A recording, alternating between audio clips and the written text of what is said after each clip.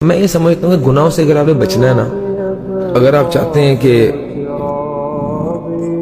آپ کی زندگی کے اندر کوئی ریفارمز آئیں اور آپ بہتر انسان بنیں اور دینی قریب ہوں، تو میں سمجھتا ہوں صرف 6/3 کی قبر کو یاد رکھیں کہ ون ڈے یو ول ڈائی، اور چاہتے ساتھ ہی آپ کا حساب کتاب شروع ہے. دنیا کے اندر آپ کی ہر زیادتی کا، ہر ناانصافی کا، ہر برائی کا چاہتے ساتھ حساب ہے.